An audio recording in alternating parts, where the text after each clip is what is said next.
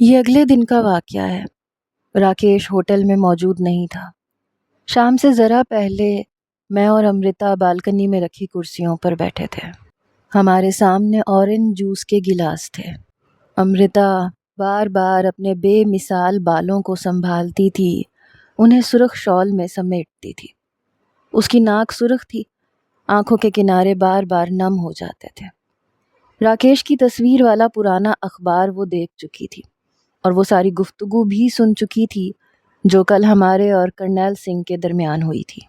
میری بات اختتام کو پہنچی تو امرتا کی آنکھوں سے ٹپ ٹپ آنسو گرنے لگے۔ میں نے کہا، میں تمہیں دکھ نہیں دینا چاہتا تھا، لیکن حقیقت کا سامنا کرنے کے لیے دل کڑا کرنا پڑتا ہے۔ میں نے بھی دل کڑا کیا ہے۔ یوں لگتا ہے میرا پورا جیون برباد ہو گیا۔ اس کی آواز میں عجیب سا کرب تھا۔ مجھے محسوس ہوا کہ بات صرف اس تصویر اور میرے انکشافات کی ہی نہیں ہے، اس کے علاوہ بھی کوئی تکلیف دہ حقیقت اس کے سامنے آئی ہے، کوئی شوق، کوئی صدمہ۔ اس کے چہرے پر اتنی زیادہ سنجیدگی تھی کہ مجھے اس سے بات کرنے کی ہمت نہیں ہو رہی تھی۔ اس نے تصویر پر بھی کوئی تبصرہ نہیں کیا۔ کچھ دیر چپ بیٹھی رہی، پھر تیزی سے اٹھ کر اندر چلی گئی۔ میں بھی کمرے میں واپس آ گیا۔ میں اور عرفات تراشے میں راکیش اور اس کی بیوی کی تصویر دیکھتے رہے۔ وہ بھی کسی حد تک معصوم نظر آتی تھی۔ پتہ نہیں اس پر کیا بیتی تھی، زندہ بھی تھی یا نہیں۔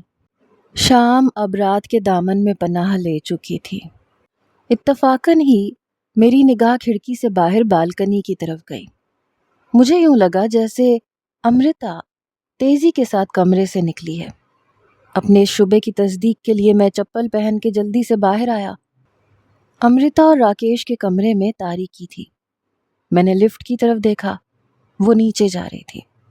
چند سیکنڈ بعد میں نے امرتا کو گراؤنڈ فلور پر لفٹ سے باہر نکلتے دیکھا۔ اس کے پاس فقط شولڈر بیگ تھا۔ وہ سرخ شال میں لپٹی تیزی سے قدم اٹھاتی داخلی دروازے کی طرف بڑھی۔ میری چھٹی حس نے خطرے کی گھنٹی بجائی۔ مجھے یوں لگا کہ امرتا ہوٹل چھوڑ کے جا رہی ہے۔ میں نے فوراً زینوں کی طرف دوڑ لگائی۔ جس وقت میں سیڑھیاں پھلانگتا ہوا گراؤنڈ فلور پہ پہنچا، امرتا ایک ٹیکسی میں بیٹھ رہی تھی۔ میرے داخلی دروازے تک پہنچتے پہنچتے وہ ٹیکسی میں بیٹھ کر آگے بڑھ چکی تھی۔ میں نے پچھلی ٹیکسی کا دروازہ کھولا، ڈرائیور سے چلنے کو کہا۔ ڈرائیور نے میٹر ڈاؤن کیا اور شکستہ انگریزی میں پوچھا، کہاں جائیں گے؟ اس ٹیکسی کے پیچھے۔ اس نے مڑ کر میری طرف دیکھا اور مسکرا کے پوچھا، وہ کون ہے؟ میری بیوی ہے، ناراض ہو گئی ہے۔ وہ اور زور سے مسکرایا۔ اس بات میں سر ہلا کر اس نے ٹیکسی اگلی ٹیکسی کے پیچھے لگا دی۔ امرتا زیادہ دور نہیں گئی تھی۔ تقریباً 2 کلومیٹر سیدھا جانے کے بعد وہ بائیں طرف مڑی۔ 1 کلومیٹر مزید آگے بڑھنے کے بعد ایک شاپنگ مال کے سامنے رک گئی۔ میں بھی کرایہ دے کر اور ڈرائیور کا شکریہ ادا کر کے باہر نکل آیا۔ امرتا عمارتوں کے درمیان میں ایک فٹ پاتھ پر کھڑی تھی۔ وہ کچھ دیر دائیں بائیں دیکھتی رہی، پھر زیبرا کراسنگ سے سڑک پار کر کے 2 بلند عمارتوں کے درمیان گلی میں چلی گئی۔ اس کی حرکات و سکنات میں عجیب طرح کا اضطراب اور خوف تھا۔ 1-2 بار اس نے اپنے عقب میں بھی دیکھا، لیکن مجھ پر اس کی نظر نہیں پڑی یا وہ پہچان نہیں پائی۔ میں بھی سڑک پار کر کے اس کی طرف بڑھنے لگا۔ مجھے شک ہو رہا تھا کہ وہ ٹیوب ٹرین اسٹیشن کی طرف جا رہی ہے۔ میں نے اپنا اور اس کا درمیانی فاصلہ تیزی سے کم کیا۔ اس سے پہلے کہ وہ جنکشن میں داخل ہو جاتی میں اس کے سر پہ پہنچ گیا۔ امرتا، میں نے آواز دی۔ وہ ٹھٹک کے مڑی اور میری طرف دیکھنے لگی۔ یوں لگا جیسے اسے اپنی نگاہوں پہ بھروسہ نہیں ہو رہا۔ کہاں جا رہی ہو امرتا؟ میں نے فٹ پاتھ پہ کھڑے کھڑے اس سے پوچھا۔ اس کی نم آنکھوں میں تازہ آنسو امٹ آئے۔ ایک لمحے کے لیے لگا کہ وہ کچھ کہنے لگی ہے، لیکن پھر اس نے رخ پھیرا اور جھٹکے سے آگے بڑھ گئی۔ میں پھر اس کے پیچھے گیا۔ اس مرتبہ میں نے اس کا بازو پکڑا۔ کیا کر رہی ہو امرتا؟ میں تمہیں ایسے نہیں جانے دوں گا۔ تم مجھے روکنے والے کون ہوتے ہو؟ چھوڑو مجھے۔ وہ مکمل بے رخی سے بولی۔ امرتا، ہوش کرو، یہ تمہارا جالندھر نہیں ہے۔ میں بھی جانتی ہوں جالندھر نہیں ہے۔ میں اپنا اچھا برا سمجھ سکتی ہوں۔ پلیز تم میرے راستے میں نہ آؤ۔ وہ روتے ہوئے بولی، تمہیں راکیش سے شکوے ہوں گے، لیکن میں تو تمہارا بھلا ہی چاہ رہا ہوں امرتا. کم از کم مجھے تم دونوں سے کوئی سروکار نہیں ہے. چلے جاؤ یہاں سے. میں کسی کی شکل نہیں دیکھنا چاہتی، کسی کی بھی نہیں. دفع ہو جاؤ یہاں سے. وہ مجھے دھکیلتے ہوئے چلائی. میں لڑکھڑایا، لیکن امرتا کا بازو بدستور میرے ہاتھ میں رہا. امرتا، مجھے غلط مت سمجھو، میں نے لجاجت سے کہا. کوئی غلط نہیں ہے، میں ہی غلط ہوں. سارے اپرادھ کیول میرے ہیں. مجھے سزا پانے دو. اس شہر کی کسی گلی میں مر جانے دو مجھے.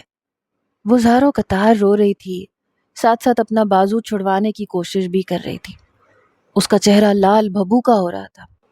نہیں امرتا، میں تمہیں ایسا نہیں کرنے دوں گا. خود کو اور مجھے تماشا نہ بناؤ. لوگ دیکھ رہے ہیں. چلو کہیں چل کے بیٹھتے ہیں. نہیں، میں نے کہیں نہیں جانا تمہارے ساتھ. تم ہوتے کون ہو میرے؟ چھوڑو مجھے. وہ اور زیادہ قوت سے مچلی. میں اندر سے اتنا مضبوط نہیں تھا کہ اسے روک سکتا، لیکن ان لمحوں میں نہ جانے اتنی توانائی کہاں سے میرے اندر آ گئی. میں نے امرتا کا بازو نہیں چھوڑا. وہ ہسٹریائی انداز میں مجھے جھنجھوڑنے لگی. چھوڑو مجھے، چھوڑو مجھے. پھر نہ جانے اسے کیا ہوا، اس نے ایک تھپڑ میرے منہ پہ مارا. پھر دوسرا. اس کا دوسرا تھپڑ میں نے راستے میں روک لیا. اس کی کلائی میرے ہاتھ میں آ گئی. وہ کلائی چھڑوانے کے لیے زور لگانے لگی. ساتھ ساتھ رو رہی تھی، ساتھ ساتھ ہیجانی انداز میں دہرا رہی تھی، چھوڑو مجھے، پیچھے ہٹ جاؤ، دور ہو جاؤ. میں نے اس کی کلائی نہیں چھوڑی، نہ میں نے اسے خود سے دور ہونے دیا. پھر اچانک نہ جانے اسے کیا ہوا، دھاڑے مار کے روتے روتے میرے سینے سے لگ گئی، میرے اوپر ڈھہ سی گئی. میں چند لمحے سکتے کی سی کیفیت میں رہا، پھر دایاں ہاتھ آگے بڑھا کے اسے اپنے ساتھ لگا لیا. وہ میرے سینے میں منہ چھپا کے روتی چلی گئی. وہ اس طرح سے میرے سینے سے چمٹی تھی کہ میرے جسم کا حصہ بن گئی تھی. اس کے گرم آنسو میری قمیض کو بھگو رہے تھے. میری اپنی آنکھیں بھی نم تھی. وہ تقریباً 2 منٹ تک روتی رہی، پھر عجیب انداز میں منمنائی، دامی مجھے لے چلو یہاں سے کہیں دور، رب کے واسطے. میں نے کہا بتاؤ مجھے کہاں جانا ہے. میں نے گلو گیر آواز میں پوچھا. کہیں بھی لے جاؤ، میں اب واپس نہیں جانا چاہتی.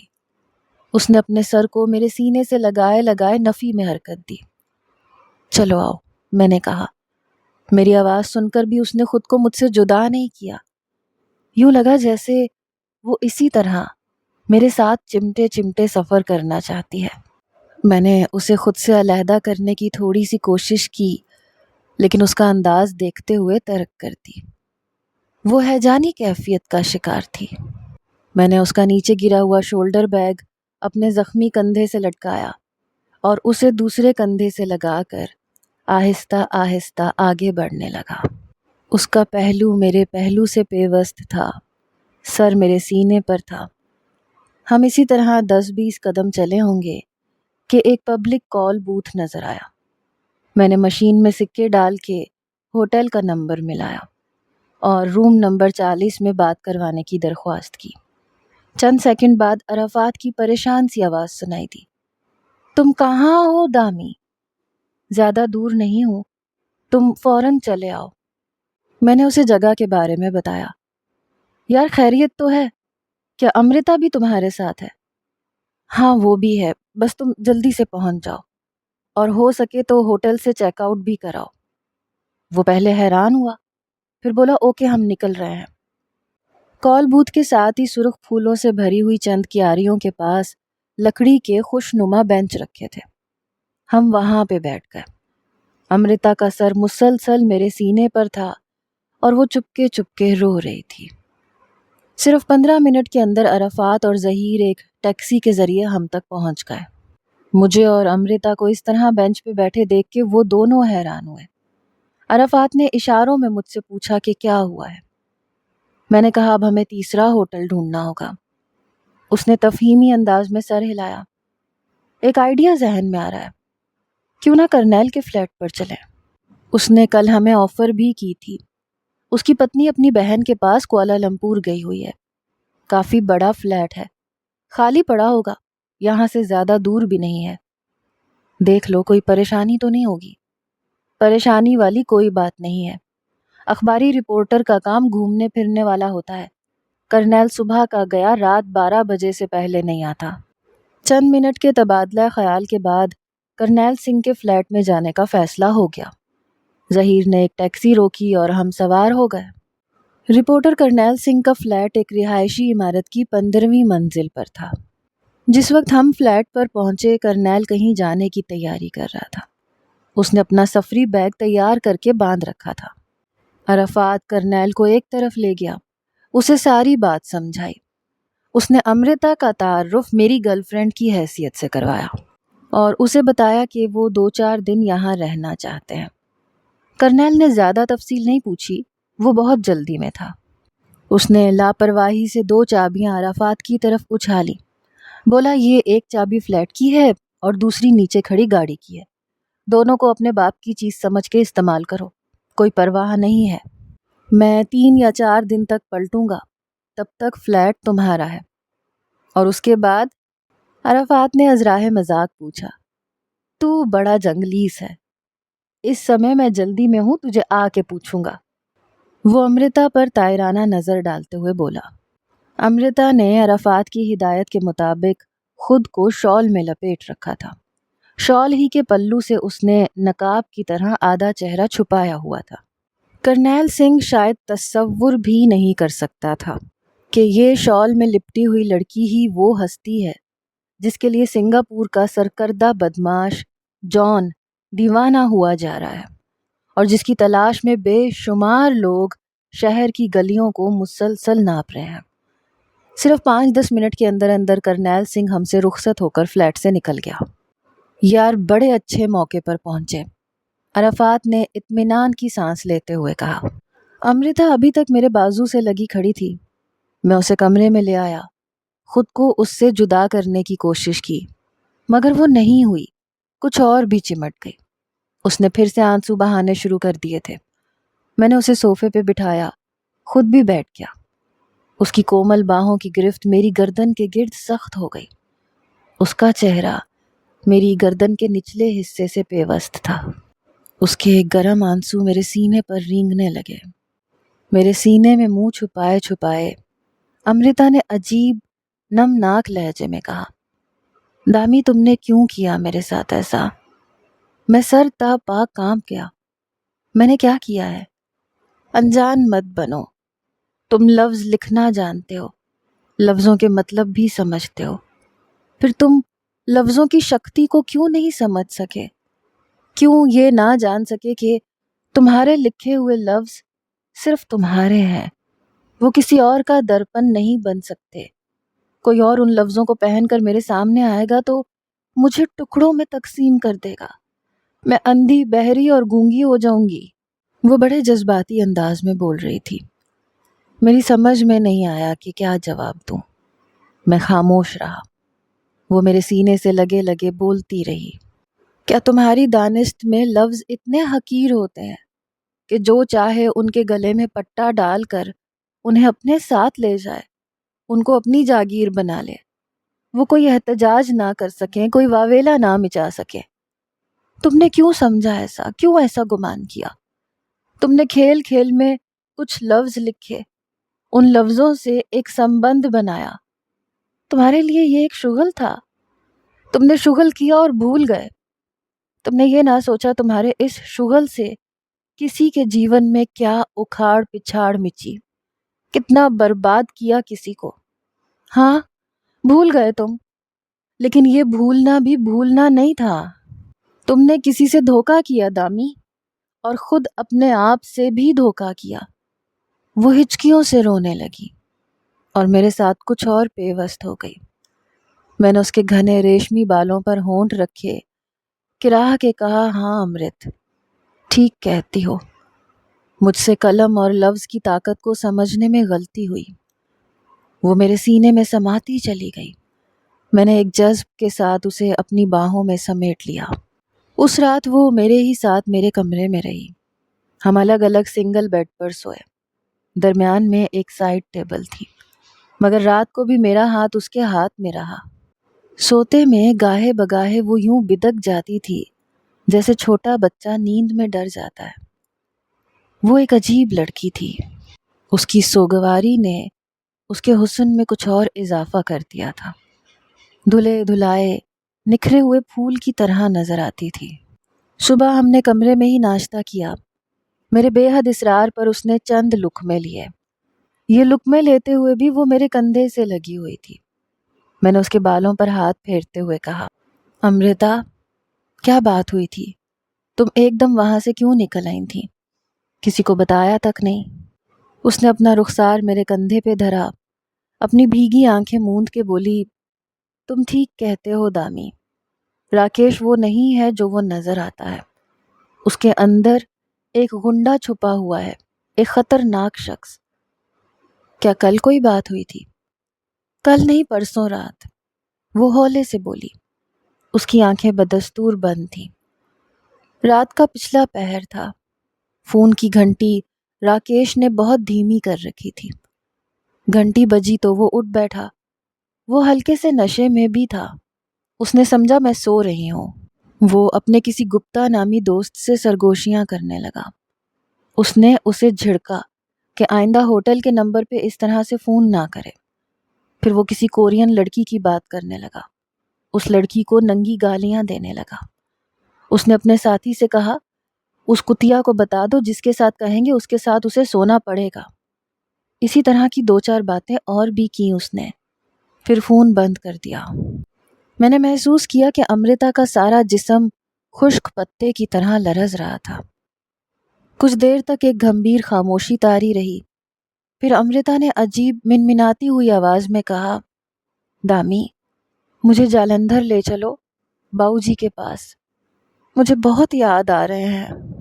میں نے اسے تھپکا، سب ٹھیک ہو جائے گا امرت، سب ٹھیک ہو جائے گا۔ وہ بیمار ہیں۔ میں نے تھرسڈے کو انہیں فون کرنا تھا، وہ میرا انتظار کر رہے ہوں گے، خالہ بھی انتظار کر رہی ہوں گی، کچھ کرو دامی۔ اچھا، میں پتہ کرتا ہوں کہ یہاں کہیں آس پاس سے فون ہو سکتا ہے۔ میں نے اٹھنے کے لیے حرکت کی لیکن اس نے مجھے تھامے رکھا۔ نہیں دامی، تم اپنے دوست کو بھیج دو، تم میرے پاس رہو۔ ٹھیک ہے، مجھے کمرے سے باہر تو جانے دو۔ اس نے بادل نخواستہ اپنے بازو میرے گرد سے ہٹائے۔ یوں لگتا تھا وہ چند سیکنڈ کے لیے بھی مجھ سے دور نہیں ہونا چاہتی۔ باہر آ کر میں نے عرفات اور ظہیر سے بات کی۔ ظہیر نے بتایا کہ انٹرنیشنل کال کے لیے ہمیں یہاں سے کم از کم 2 بلاک آگے بڑی سڑک پر جانا پڑے گا۔ میں نے واپس کمرے میں جا کے امرتا کو ساری صورتحال بتائی۔ وہ کچھ اور بھی بے تاب نظر آنے لگی۔ میں نے کہا، ایک ہی طریقہ سمجھ میں آتا ہے، میں اور عرفات جاتے ہیں، میں تمہارے باؤ جی سے بات کرتا ہوں اور انہیں تمہاری طرف سے پوری تسلی تشفی دے دیتا ہوں۔ انہیں بتا دیتا ہوں کہ امرتا 1-2 دن میں خود ان سے بات کرے گی۔ لیکن دامی، امرتا تمہارا خود باہر نکلنا کسی طور ٹھیک نہیں ہے، یہ بات تم بھی اچھی طرح سمجھتی ہو۔ میں نے تیزی سے اس کی بات کاٹی۔ اگر ایسی بات ہے دامی تو پھر تم بھی نہ جاؤ، تمہارے لیے بھی تو باہر خطرہ ہے، لیکن تمہارے لیے زیادہ ہے۔ تم لڑکی ہو، اپنے حلیے اور صورت سے فوراً انڈین کے طور پہ پہچانی جاتی ہو، تو پھر اپنے کسی دوست کو بھیج دو، کم از کم وہ لوگ انہیں تو نہیں پہچانتے۔ لیکن امرت، جس طرح میں باؤ جی سے بات کر سکوں گا، انہیں تسلی دے سکوں گا، یہ تو نہیں کر سکیں گے۔ باؤ جی اچھی طرح سے جانتے ہیں مجھے، اور پھر مجھے پاکستان میں بھی تو بات کرنی ہے۔ تھوڑی سی بحث کے بعد امرتا قائل ہو گئی۔ میں جانے کے لیے تیار ہوا، لیکن وہ بدستور میرا ہاتھ پکڑے ہوئے تھی۔ میں نے بمشکل ہاتھ چھڑوایا، دروازے کی طرف بڑھا۔ ابھی دروازہ کھولا بھی نہیں تھا کہ وہ پھر میری طرف آئی اور لپٹ گئی۔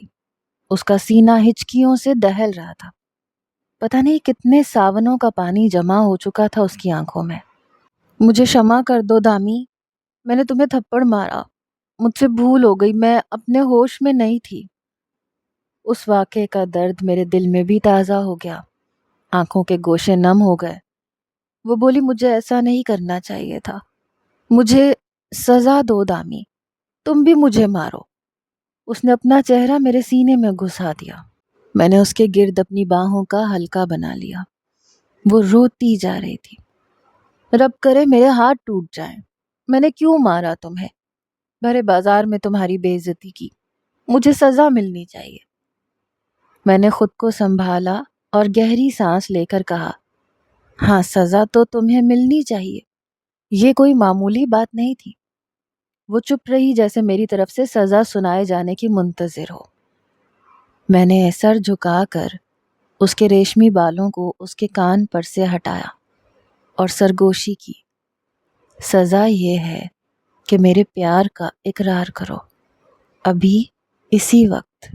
اس نے اپنی تر بتر سرخ آنکھیں اٹھا کے قدرے حیرانی سے میری طرف دیکھا، پھر دوبارہ سر میرے سینے سے لگا دیا۔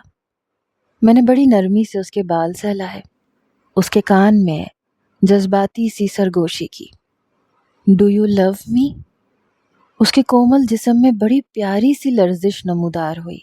اس نے پہلے اس بات میں سر ہلایا، پھر سسکی لے کر بولی، آئی لو یو۔ کائنات کی گردش جیسے تھم گئی۔ ہزاروں عمارتوں کی ہزار ہا کھڑکیاں تھیں، ہر کھڑکی میں ایک شادیانہ گونج اٹھا۔ ایک بار پھر میں نے کراہ کے کہا، آئی لو یو۔ ایک بار پھر آئی لو یو۔ وہ چہرہ میری باہوں میں چھپاتے چھپاتے بولی۔ تھوڑا سا توقف کر کے اس نے چند سسکیاں اور لیں اور بولی، آئی لو یو، اور اب سے نہیں، بہت پہلے سے، شاید تب سے جب تمہارا پہلا پتر ملا تھا۔ میں اور عرفات ایک سرکاری کال آفس پر فون کرنے کے لیے تقریباً 1 کلومیٹر دور گئے۔ امرتا کے دیے ہوئے نمبر پر میں نے کال کی۔ دوسری کوشش پر رابطہ ہو گیا۔ ہزاروں میل دور سے امرتا کے باؤ جی کی کمزور اور دکھی آواز سنائی دی۔ ہیلو، کون؟ اگلے تقریباً 10 منٹ تک میرے اور باؤ جی کے درمیان تسلی بخش بات چیت ہوتی رہی۔ وہ میری آواز نہیں پہچان سکے۔ میں نے بھی اپنا تعارف کروانا ضروری نہیں سمجھا۔ میں نے انہیں صرف اتنا بتایا کہ میں ان کا اور ان کی بیٹی کا ایک سچا خیر خواہ پاکستانی ہوں، اور ایک مسلمان ہونے کی حیثیت سے خدا کو حاضر ناظر جان کر آپ کو یقین دلاتا ہوں کہ آپ کی بیٹی بالکل خیریت سے ہے اور ہر طرح محفوظ ہے۔ وہ آپ کو ست سری اکال کہتی ہے۔ میں آپ سے وعدہ کرتا ہوں 1-2 دن میں فون پر آپ کی اس سے بات کرواؤں گا۔ باؤ جی کی آزردہ آواز ابھری، کہیں ایسا نہ ہو تب تک میرے پران نکل چکے ہوں۔ آپ مایوسی کی باتیں نہ کریں، اوپر والے کا شکر ادا کریں کہ آپ کی بیٹی محفوظ ہاتھوں میں ہے اور بہت جلد آپ اسے دیکھ سکیں گے۔ انہوں نے اٹکتی ہوئی آواز میں کہا، کہیں تم وہی تو نہیں ہو؟ میرا مطلب ہے ارباز۔ پتہ نہیں آپ کس ارباز کی بات کر رہے ہیں، میں اپنا نام آپ سے مل کر آپ کو بتا دوں گا۔ کال بہت لمبی ہو گئی ہے، اب مجھے اجازت دیں۔ انشاءاللہ 2-3 دن میں پھر بات ہوگی۔ مزید چند فکروں کے تبادلے کے بعد یہ کال ختم ہو گئی۔ دوسری کال میں نے پاکستان میں اپنے اہل خانہ کو کی۔ والد اور بڑے بھائی سے بات ہوئی۔ بڑے بھائی کچھ ناراض محسوس ہوئے۔ والد صاحب نے مجھے تاکید کی کہ میں ملائیشیا میں وقت ضائع نہ کروں اور جلد سے جلد جاب حاصل کرنے کی کوشش کروں۔ انہوں نے والدہ کے متعلق بتایا کہ انہیں بھی میرے فون کا انتظار تھا، لیکن آج وہ بہن کے گھر گئی ہوئی ہیں۔ فلیٹ پر واپس پہنچے تو امرتا بڑی بے قراری سے میرا انتظار کر رہی تھی۔ اس نے میرے ہاتھ یوں تھامے جیسے طویل عرصے کے بعد ملی ہو۔ میں نے دروازہ بند کیا، اسے باؤ جی سے ہونے والی گفتگو کی مکمل تفصیل بتائی۔ میں نے اسے بتایا کہ باؤ جی 3-4 دن ہاسپٹل میں ایڈمٹ رہے تھے، لیکن اب بالکل ٹھیک ہیں اور گھر میں ہیں۔ وہ میرے کندھے سے لگ گئی۔ میں نے اس سے کہا، امرتا، تمہارے کاغذات کہاں ہیں؟ پاسپورٹ وغیرہ؟ وہ چونکی، اس کے معصوم چہرے پر رنگ سا لہرا گیا۔ وہ تو شروع سے راکیش کے پاس ہے۔ جو بیگ تمہارے پاس ہے اس میں نہیں ہے۔ اس نے نفی میں سر ہلایا اور میں نے سر پکڑ لیا۔ وہ جلد از جلد انڈیا واپس جانے کی بات کر رہی تھی، لیکن وہ پرواز کے قابل نہیں تھی۔ اس کے پر کاٹ کے راکیش پانڈے نے اپنے پاس رکھے ہوئے تھے۔ یہ تو بہت برا ہوا امرتا، کاغذات کے بغیر تو بہت مشکل ہو جائے گی. کوئی فوٹو اسٹیٹ وغیرہ بھی نہیں ہے تمہارے پاس؟ ایک فوٹو اسٹیٹ سیٹ تو تھا لیکن وہ بھی راکیش نے اپنے پاس رکھا ہوا تھا. امرتا کو بھی صورتحال کی سنگینی کا احساس ہو گیا. میں نے اس کا کندھا تھپکتے ہوئے کہا، حوصلہ رکھو امرت، کوئی نہ کوئی راستہ نکل آئے گا، ہم نکال لیں گے کوئی نہ کوئی راستہ. وہ رات بھی بڑی پریشانی اور غیر یقینی کی کیفیت میں گزری. میں اور امرتا ایک ہی کمرے میں علیحدہ علیحدہ بیڈ پر سوئے. تاہم امرتا کا ہاتھ میرے ہاتھ میں رہا. وہ میرے ہاتھ کو سہلاتی رہی، دباتی رہی. نیند کی آغوش میں پہنچنے سے پہلے اس نے میرا ہاتھ پکڑ کر اپنے رخسار کے نیچے رکھا اور ہلکی سی آواز میں بولی، دامی، اب مجھے چھوڑنا مت، میں جی نہیں سکوں گی. میں تمہارے جیون میں آنے کے قابل تو نہیں ہوں، لیکن دوست بن کے. چپ ہو جاؤ. میں نے بڑے پیار لیکن سختی سے اپنا دوسرا ہاتھ اس کے ہونٹوں پہ رکھا. وہ سسک کے خاموش ہو گئی. وہ غنودگی میں تھی. تھوڑی دیر بعد دھیرے دھیرے سو گئی. اگلے روز عرفات نے ظہیر کو واپس بھیج دیا لیکن خود میرے ساتھ رہا. میری طرح وہ بھی اس خبر سے پریشان تھا کہ امرتا کے سارے سفری کاغذات راکیش کے قبضے میں ہیں. موجودہ حالات میں وہ جتنی جلدی سنگاپور سے نکل سکتی اتنا اس کے لیے اچھا تھا، لیکن کاغذات کے بغیر وہ یہاں ٹریپ تھی. تیسرے دن کرنیل سنگھ بھی واپس آ گیا. اچھی خبر یہ تھی کہ اس کی پتنی واپس نہیں آئی تھی. وہ تھکا ہوا آیا تھا. رات بھر فلیٹ کے تیسرے بیڈ روم میں چڈی بنیان پہن کے ٹانگیں پسار کے سویا رہا. اگلے دن 12 بجے کے قریب اٹھا. ناشتے کے بعد عرفات اسے گھیر کے بیٹھ گیا. پھر طے شدہ پروگرام کے مطابق الف سے لے کر یہ تک سب کچھ اس نے کرنیل سنگھ کے گوش گزار کر دیا. کوئی ایک بات بھی چھپا کے نہیں رکھی. عرفات کو کرنیل پر پورا اعتبار تھا. اس نے مجھ سے کہا تھا کہ دامی، جتنا بھروسہ مجھ پہ کرتے ہو اتنا اس پر بھی کر سکتے ہو. میری طرف سے پوری گارنٹی ہے، اور میں نے اس کی گارنٹی مان لی تھی. کرنیل بے حد توجہ اور حیرانی سے سنتا رہا. گاہے بگاہے سوالات بھی کرتا رہا. ساری بات سن کر اس کے چہرے پر سوچ کی لکیریں پھیل گئی. سنجیدگی سے کہنے لگا، شک تو مجھے اس وقت ہوا تھا جب تم نے تراشا مجھ سے لیا تھا. مجھے لگا تھا جیسے تم دونوں کوئی بات چھپا رہے ہو. کرنیل سنگھ گہری سانس لے کے بولا، لیکن یہ مسئلہ تم لوگوں کی توقع سے زیادہ ٹیڑھا ہے. امرتا کے پاس پاسپورٹ ہونا ضرور چاہیے تھا. تمہیں پتہ ہے سنگاپور کے سخت قانون کا. اگر ہم نیا پاسپورٹ بنوا کر اس پر اندراج کروانا چاہیں تو اس میں مہینے لگ سکتے ہیں. دوسرا طریقہ کیا ہو سکتا ہے؟ میں نے پوچھا. دوسرا طریقہ یہ ہے کہ قانون کی مدد لی جائے. یہ بات بالکل کلیئر ہے کہ راکیش کے ہاتھ صاف نہیں ہے. وہ اپرادھی ہے.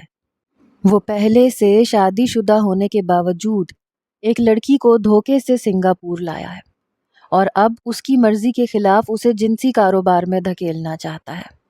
لیکن بات یہ ہے کہ یہ خطرناک لوگ ہیں. ان کے خلاف کورٹ میں پہنچنے کے لیے انگاروں پہ چلنا پڑتا ہے. اور پھر دوسری بات یہ ہے کہ امرتا مشرقی لڑکی ہے، بے حد سادہ مزاج بھی ہے. قانونی کارروائی میں جو پاپڑ بیلنے پڑتے ہیں یہ شاید نہ بیل سکے. عرفات نے پریشانی سے اپنی پیشانی پہ ہاتھ پھیرتے ہوئے کہا، ایک بات ہے، یہ بات تو راکیش بھی اچھی طرح جانتا ہوگا کہ یہاں پر اس کی قانونی پوزیشن کس قدر کمزور ہے. ایک مرتبہ قانونی معاملات چھڑ گئے تو راکیش کے بہت سے سابقہ جرم بھی اس کے گلے کا پھندا بن سکتے ہیں.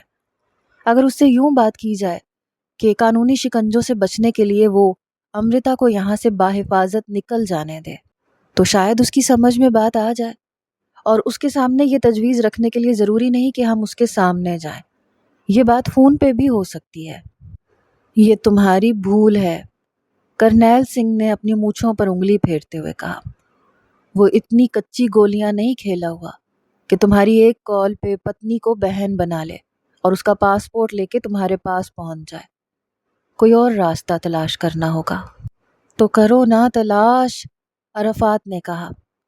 کرنیل سنگھ اپنی داڑھی کھجاتے ہوئے اٹھ کھڑا ہوا. اس نے 2-3 جگہ فون کیا. थोड़ी देर बाद कॉल बेल हुई। उसका कोई मिलने वाला आ गया था। वो कुछ देर उससे मिलता रहा। 10-15 मिनट बाद उसकी वापसी हुई। इससे पहले कि अरफात उससे कुछ पूछता, उसका फिर से एक फ़ोन आ गया। करनैल एक बार फिर पूरे खुशू व खुजू से फ़ोन की तरफ मतवज्जा हो गया। गुफ्तगू के दौरान वो कागज़ पे चंद नोट्स भी लिखता जा रहा था। आखिरकार उसकी गुफ्तगू ख़त्म हुई। वो हम दोनों को लेकर अपने कमरे में आ गया।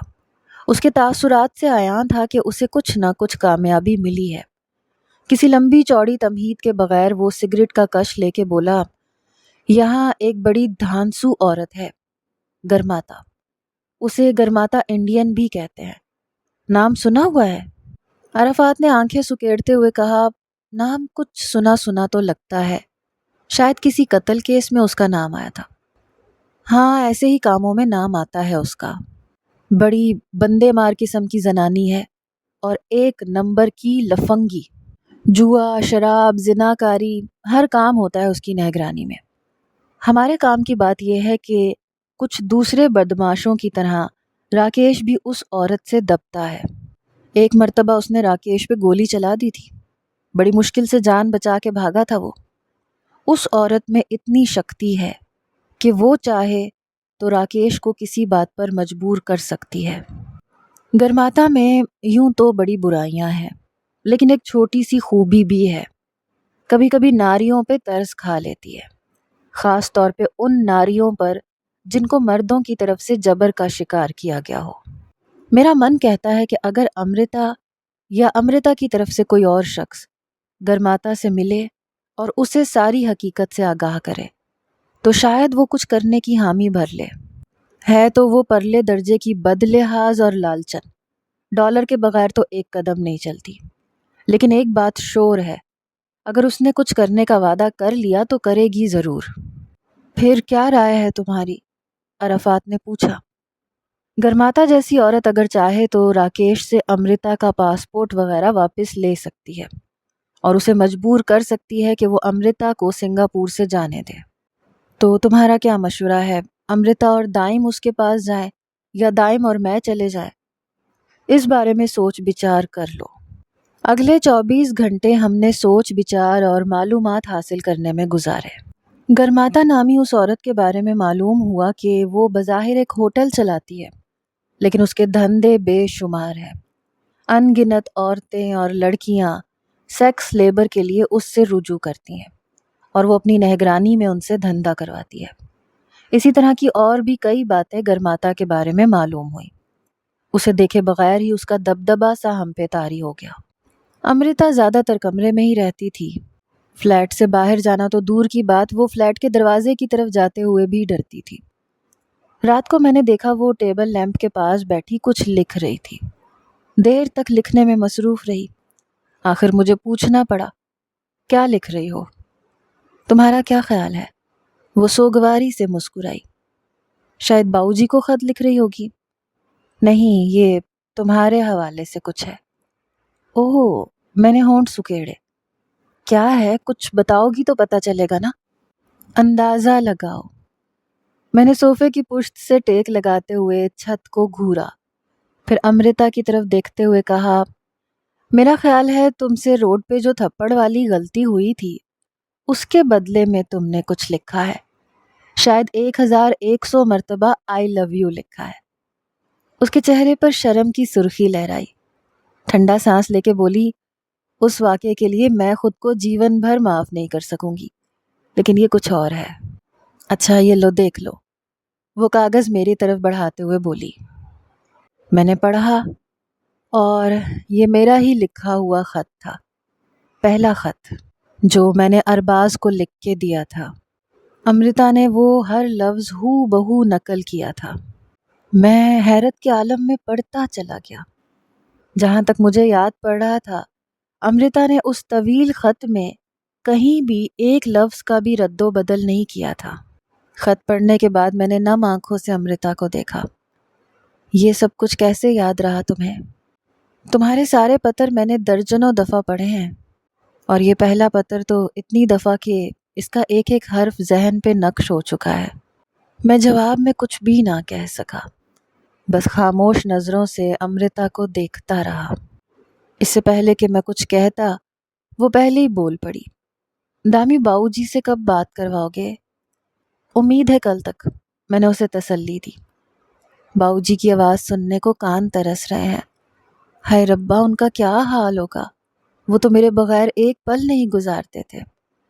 پھر بھی اتنی دور بھیج دیا تمہیں، میں نے بے ساختہ کہا۔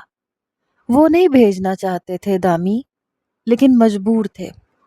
شاید باؤ جی جیسے سارے پتا مجبور ہوتے ہیں۔ وہ اپنی لاڈلیوں کو اچھے اور کھاتے پیتے رشتوں کی خاطر خود سے جدا کرتے ہیں، پھر 7 سمندر پار بھیج دیتے ہیں، لیکن انہیں وہ آفتیں نظر نہیں آتی جو وہاں ان غریب لڑکیوں کے لیے منہ پھاڑے کھڑی ہوتی ہیں۔ بابل کے آنگن سے جدائی تو ہر لڑکی کا نصیبہ ہوتی ہے دامی۔ اس کی آنکھوں میں پھر سے آنسو امڈ آئے۔ میں نے اسے اپنے ساتھ لگایا، بے ساختہ اس کے سر پر اپنے ہونٹ رکھ دیے۔ حوصلہ رکھو امرتا، تم ضرور اپنے دیش لوٹو گی، اپنے باؤ جی سے ملو گی۔ اگلے روز طے شدہ پروگرام کے مطابق میں اور عرفات فلیٹ سے نکلے، لیکن ہم نے امرتا کو اس بارے میں کچھ بھی نہیں بتایا تھا، ورنہ میری واپسی تک وہ اندیشوں سے ہلکان ہوتی رہتی۔ اسے صرف اتنا بتایا تھا کہ ہم سفر کے ڈپلیکیٹ کاغذات بنوانے کے لیے کسی ٹریول ایجنٹ سے ملنے گئے ہیں، اور اس ایجنٹ کے ذریعے ہم انڈین ایمبیسی سے رابطہ کریں گے۔ تھوڑی دیر بعد ہم گرماتا کے ہوٹل پہنچ گئے۔ میں اور عرفات دھڑکتے دل کے ساتھ ایک آفس نما کمرے کے سامنے پہنچے۔ ایک ہٹا کٹا ملائی سامنے آیا۔ اس نے مقامی زبان میں عرفات سے کچھ پوچھا۔ عرفات نے تفصیل سے جواب دیا۔ وہ شخص پہلے تو ہمیں سر تا پا گھورتا رہا، پھر ساتھ لے کر اندر ایک کشادہ کمرے میں چلا آیا۔ باقی ہوٹل کی طرح یہ کمرہ بھی نیم تاریک تھا۔ فرش پر ایک بوسیدہ سا قالین بچھا ہوا تھا۔ ایک 8 فٹ لمبی اور تقریباً 4 فٹ چوڑی میز کے پیچھے ایک موٹی تازی عورت بیٹھی تھی۔ اس کا رنگ گندمی تھا، لیکن ہونٹ سیاہ تھے۔ آنکھوں کے گرد بھی سیاہ ہلکے تھے۔ وہ پتلون اور شرٹ پہنے ہوئے تھی۔ بال کھینچ کے ایک چھوٹی سی چوٹی کی شکل میں باندھے گئے تھے۔ وہ پان چبا رہی تھی۔ اس کے ساتھ ہی کرسیوں پر 2 مقامی افراد بیٹھے تھے۔ ان میں سے ایک کے ہاتھ میں کسی اچھی نسل کا چھوٹا سا کتا تھا۔ وہ تینوں دلچسپی سے اس پپی کو الٹ پلٹ کر دیکھ رہے تھے۔ وہ عورت ہندوستانی تھی۔ وقفے وقفے سے وہ زور سے ہنستی تھی اور مردانہ انداز میں کسی ایک مرد کے ہاتھ پہ ہاتھ مارتی تھی۔ ہم کمرے کے ایک گوشے میں صوفے پہ بیٹھ گئے، اسے دیکھتے رہے۔ یہی گرماتا تھی۔ حلیے کے اعتبار سے تو گرماتا کا جو تصور ہمارے ذہن میں آیا تھا وہ تقریباً یہی تھا، لیکن ہمارا خیال تھا کہ وہ بے حد سنجیدہ اور غسیلے روپ میں ہمیں نظر آئے گی، لیکن یہ خیال ہمارا غلط ثابت ہوا۔ 4-5 منٹ کی گفتگو کے بعد گرماتا نے کتا ان دونوں افراد سے لے لیا اور اپنے نوکر کے حوالے کر دیا۔ وہ دونوں افراد خوش آمدی انداز میں گرماتا کا شکریہ ادا کرتے ہوئے چلے گئے۔ وہ دونوں چلے گئے تو گرماتا ہماری طرف متوجہ ہوئی۔ اس کے چہرے کی بشاشت ایک دم گہری سنجیدگی میں ڈھل گئی۔ اس نے سوالیہ نظروں سے اپنے ہٹے کٹے ملازم کی طرف دیکھا۔ ملازم نے ادب سے سر جھکا کر گرماتا سے چند سرگوشیاں کی اور پھر باہر چلا گیا۔ جب گرماتا بولی تو اس کے پان سے رنگین دانت خاصے بدصورت نظر آئے۔ ہاں بھائی، کس لڑکی کے سلسلے میں آئے ہو تم لوگ؟ عرفات نے میری طرف اشارہ کرتے ہوئے کہا، وہ اس کی گرل فرینڈ ہے جی۔ دونوں بہت عرصے سے ایک دوسرے سے پیار کرتے ہیں، لیکن درمیان میں ایک شخص آ گیا ہے جس نے سب کچھ الٹ پلٹ کر کے رکھ دیا۔ وہ لڑکی یہاں آ کر سخت مصیبت میں پڑ گئی ہے جی۔ پہیلیاں نہ بجھواؤ، سیدھی بات کرو، کیا نام ہے لڑکی کا؟ امرتا جی، امرتا کور۔ کہاں کی رہنے والی ہے؟ جالندھر کی۔ اور یہ چھوکرا؟ گرماتا کا اشارہ میری طرف تھا۔ یہ پاکستان کا ہے جی، لاہور میں رہتا ہے۔ گرماتا نے تیز نظروں سے میری طرف دیکھا تو مجھے جھرجھری سی آ گئی۔ وہ اپنی بھاری کرخت آواز میں بولی، تم لاہور میں رہتے ہو، لڑکی جالندھرن ہے، تم دونوں کا معاملہ کیسے پٹا؟ میں نے خشک ہونٹوں سے زبان پھیر کر عرفات کی طرف دیکھا۔ اس نے اس بات میں سر ہلایا۔ مطلب یہ تھا کہ میں سب کچھ گرماتا کے گوش گزار کر دوں۔ کرنیل سنگھ نے بھی ہمیں یہی ہدایت کی تھی۔ میں نے 5-10 منٹ میں اپنے اور امرتا کے بارے میں گرماتا کو سبھی کچھ خلاصے میں بتا دیا۔ جب میری بیان کی ہوئی رداد میں راکیش پانڈے کا ذکر آیا تو گرماتا کی دلچسپی نمایاں طور پر بڑھ گئی۔ کرنیل کی بات درست ثابت ہو رہی تھی کہ راکیش کی وجہ سے گرماتا ہمارے معاملے میں دلچسپی لے گی۔ کرنیل کے مطابق راکیش سے گرماتا کی خار بازی بہت پرانی تھی اور وہ اسے ذکر پہنچانے کا کوئی بھی موقع ہاتھ سے جانے نہیں دیتی تھی۔ میری کتھا ختم ہوئی تو گرماتا نے ایک گہری سانس لی۔ کہنے لگی، یہ راکیش اور جان ینگ دونوں ایک جیسے حرامی ہیں۔ اس کے بعد اس نے دونوں کو ایک ایک زبردست قسم کی مردانہ گالی دی اور پھر نیا پان منہ میں ٹھونس لیا۔ اس سے پہلے کہ وہ مزید کچھ کہتی، اس کے قریب رکھے ٹیلی فون کی گھنٹی بجنے لگی۔ اس نے ریسیور اٹھایا۔ چند باتیں کرنے کے بعد اس کا پارا ایک دم چڑھ گیا۔ وہ ملائی زبان میں کچھ بول رہی تھی۔ الفاظ میری سمجھ میں نہیں آ رہے تھے، لیکن صاف پتہ چل رہا تھا کہ وہ مخاطب کی ماں بہن ایک کر رہی ہے۔ چند سیکنڈ کے بعد اس نے ریسیور کریڈل پہ پٹخ دیا۔ اگالدان میں یوں پان تھوکا جیسے اپنے مخاطب کے منہ پہ تھوک رہی ہو۔ کچھ دیر وہ منہ میں بڑبڑاتی رہی، پھر ہماری طرف متوجہ ہوئی۔ تمہاری بات سن لی میں نے، اب کیا چاہتے ہو تم؟ اب اس کا لہجہ کچھ اکھڑا اکھڑا سا تھا۔ عرفات نے تھوک نگل کے کہا، ہم بڑی آس لے کر آپ کے پاس آئے ہیں۔ امرتا کی جان یہاں خطرے میں ہے جی۔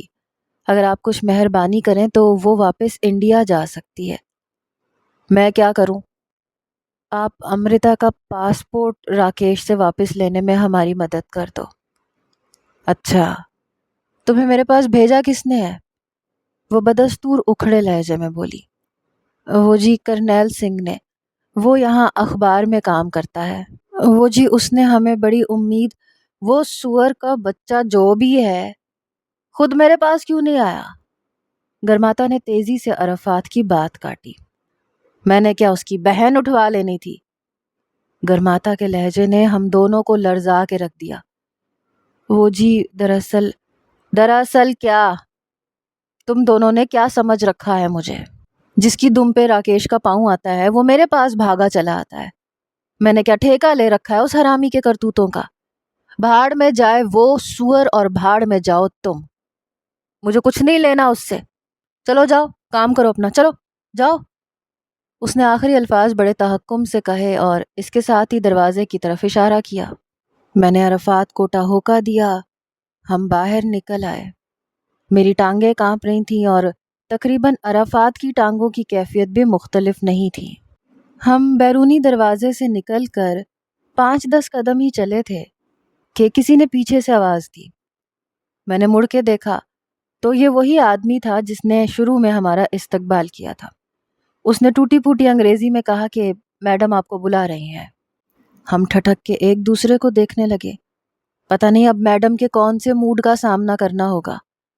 عرفات نے اس بات میں سر کو جنبش دی اور ہم دونوں ڈرے ڈرے سے واپس گرماتا کے کمرے میں پہنچ گئے۔ گرماتا نے ہمیں صوفے پہ بیٹھنے کا اشارہ کیا۔ ہم بیٹھ گئے تو وہ اپنی مخصوص بھاری بھرکم آواز میں بولی، دیکھو تم دونوں شکلوں سے سمجھدار لگتے ہو، اس طرح بغیر ریفرنس کے میں کسی کے لیے کچھ نہیں کر سکتی۔ جس اخبار والے نے تمہیں میرے بارے میں جانکاری دی ہے اسے اگلی دفعہ ساتھ لے کر آنا۔ اور دوسری بات یہ، میں پھوکٹ میں کچھ نہیں کرتی، اس میں روکھڑا دینا پڑے گا۔ کتنے روپے ہوں گے جی؟ میرا مطلب ہے کتنی رقم؟ عرفات نے کہا۔ اس کے بارے میں بھی بتا دوں گی۔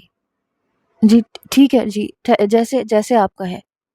پھر ذرا توقف سے بولا، امرتا اور میرا یہ دوست اس وقت پردیسی اور بے سہارا ہیں جی۔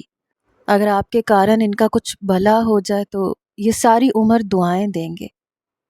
ٹھیک ہے، اس نے قدرے بیزاری سے ہاتھ ہلایا۔ پھر کہنے لگی، پرسوں آنا شام 7 بجے کے قریب، پھر بات کریں گے۔